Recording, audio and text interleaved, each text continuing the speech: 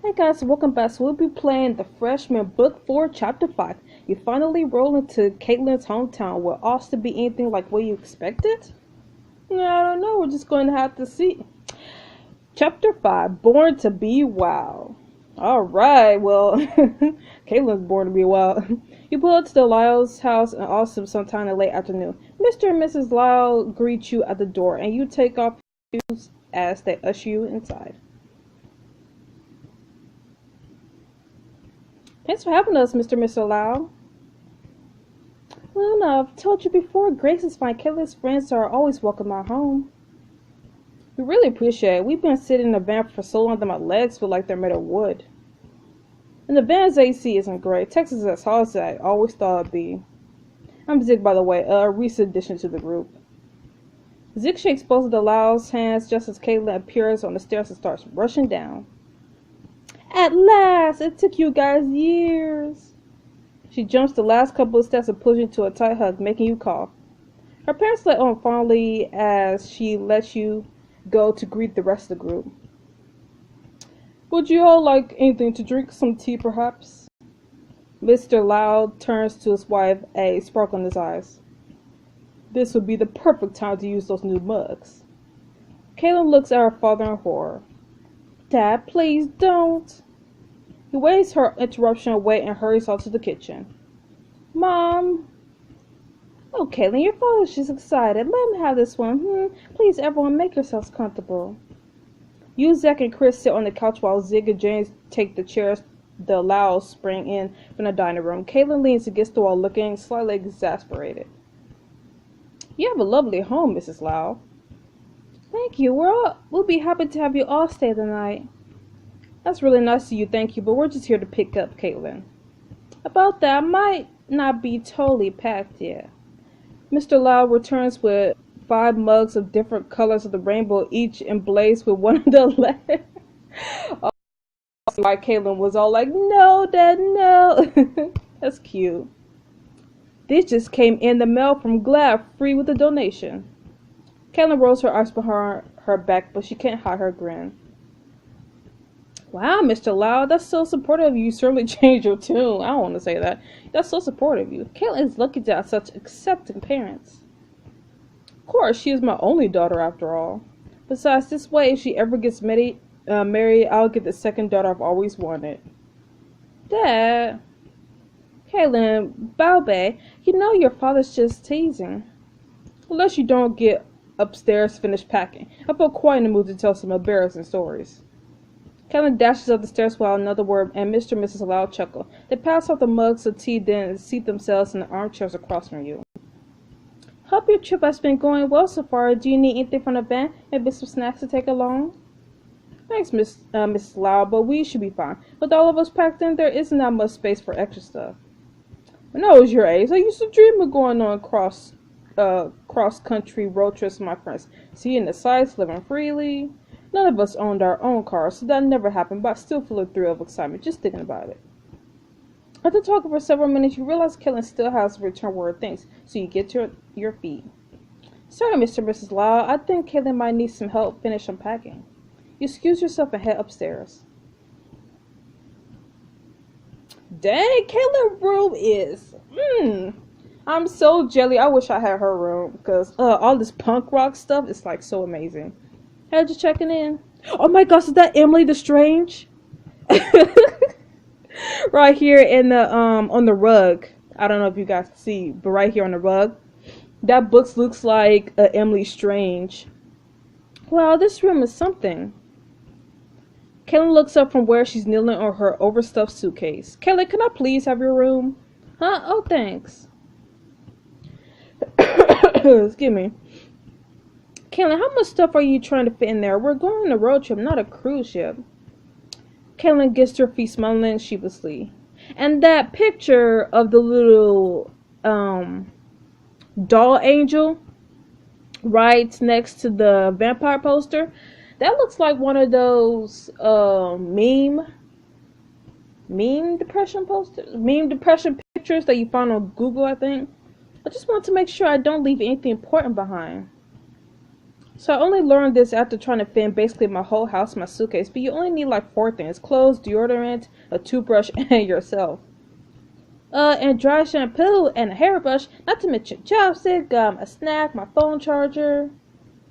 Okay, you need some help. Open your suitcase. Let's tackle this together. Once Kaitlyn's suitcase is packed and closed securely, she heads towards her bedroom door, but you stop her. Hey, before we go, there's something you should know. Zach and Brandon broke up. What? Yeah, Zach seems kind of messed up. Pretty okay, to be honest. No. He keeps trying to tell us he's fine, but it's clearly eating at him.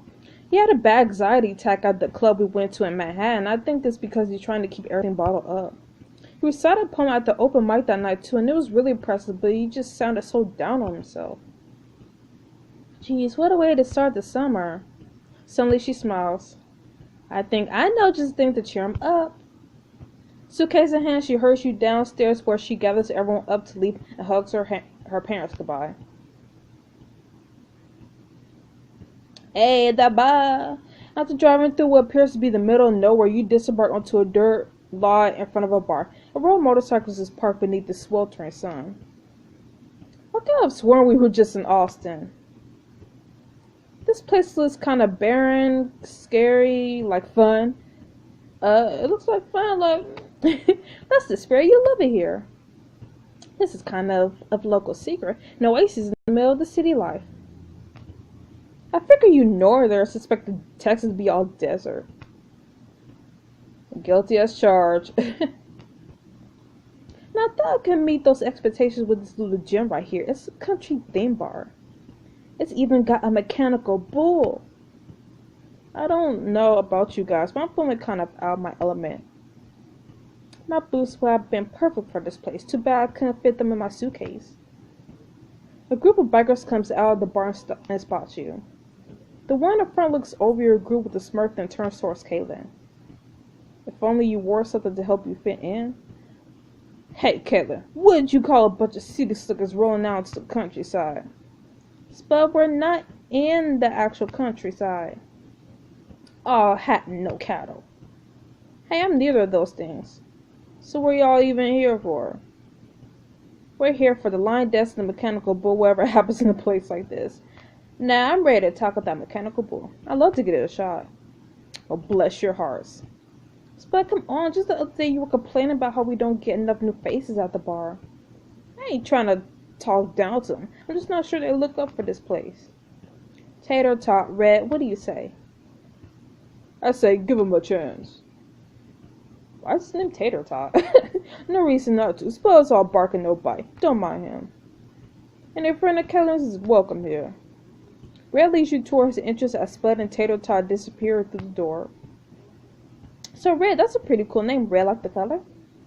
No, like the potato.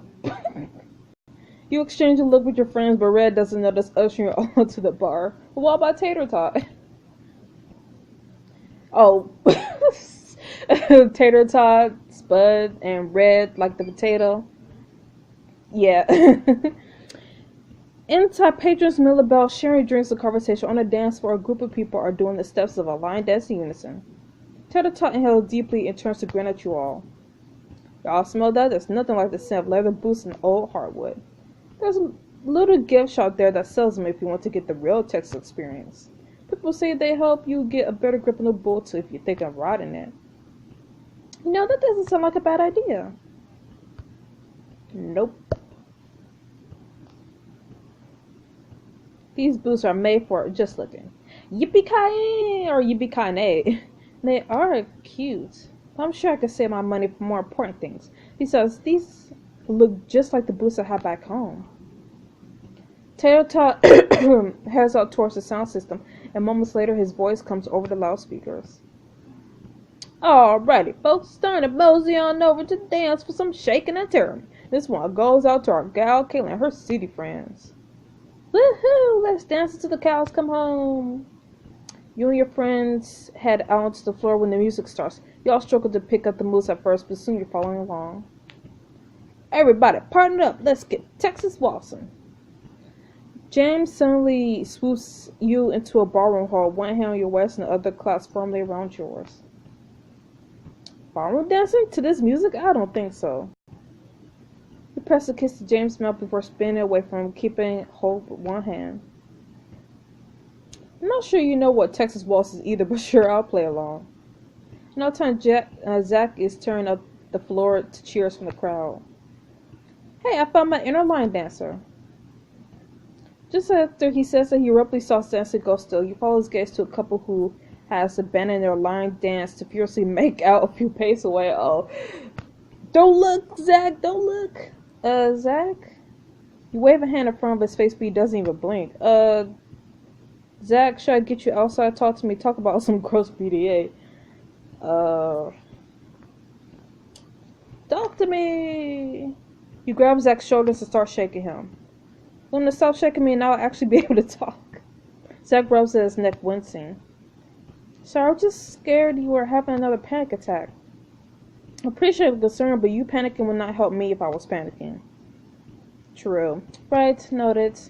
He smiles at you, but still looks a little deflated. Before you can press the issue, Red's voice comes suddenly over the sound system.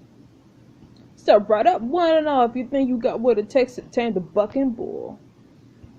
He watches a guy into a cowboy hat climbs to the mechanical bull with a smirk, only to go flying off moments later. Zach, you got to give this a shot.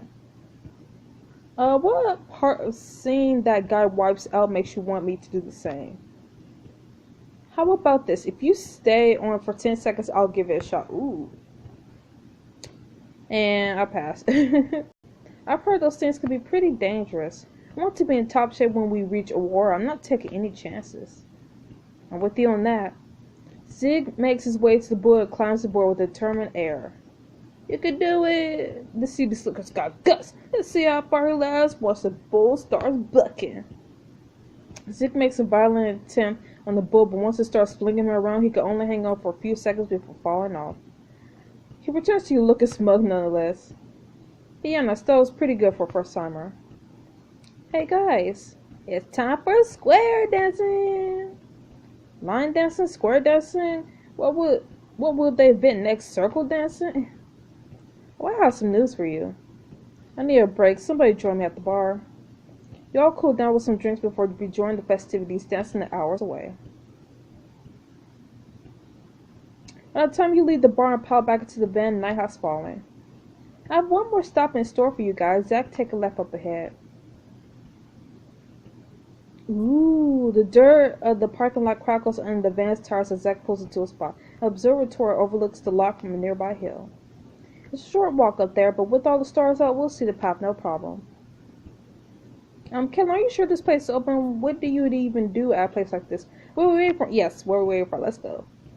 I'm loving your enthusiasm. I've got a friend who works here who says she'll leave the door unlocked for us. What did you have to do to get her to do that? It involves some very subtle, very artful bribery. I'm something of a pro. You march up to the pathway to the observatory where the side door is unlocked. Kaitlyn pushes it open and you walk into pitch darkness. Okay, this is kind of creepy. Kind of creepy. Creepy. Let's get our phone flashlights on. A blinding light suddenly shines right in your eyes. What the heck? Ah, turn it off. Sorry, Luna. He takes your hand in the darkness, giving it a squeeze. Guys, my phone battery's almost dead. Same. There are murmurs of acid all around. Screw have a light. We got 4 other senses for a reason. Clang! Oh, my toe! You might have other senses, but you seem to be lacking a sense of caution. Hey guys, you see that faint patch of light down there? Down where? Is there a ghost? Zach, it's starlight. Some of the dome's panel is open. You guys can look through the telescope if you want. Everybody link arms. It takes a few months for you to find each other, but once your arms are linked, Kaitlyn leads you carefully towards the faint patch of light. You could just make out the outlines of your friends. Here, Zach, feel this. It's a telescope. Put your head around here, and you should be able to see some stars. Oh, this is some crazy high resolution. One by friend, your friends take turns looking through the telescope before exploring the rest of the floor. A hand suddenly claps your shoulder and you jump. A voice whispers in your ear. Don't freak out. I've got something cool to show you if you want to get away from these bumbling boys. And I'm good. It's dark and we're not supposed to be here. We should probably... we probably shouldn't get too separated from everybody. Besides, I want to explore with everyone else. Oh, if you're sure. Hey guys, what do you think this is? See, that sounds like an adventure waiting to happen. As long as the guys don't wreck the place. You feel your way back to the dark, eventually bump into somebody. Yikes, who's there? Well, actually just me. I thought it was me. Wait, then who's this? Somebody takes hold of your arm. Ah, no! James? Luna? I still want to know what this thing is. There's a cloud and a clang and a resounding crash that echoes through the building, setting your teeth on edge. So much for not wrecking the place. What was that? A beam of light cuts through the room. Who's there? The observatory's closed! The light beam swings, leaving you momentarily back in the dark. We've got to scram! Come on, move! The light flashes back into your eyes. Please, I didn't mean to break the law. I'm a good person, I promise. James, shut up and run! Everybody line up where I can see you! The light beam swings away from you again.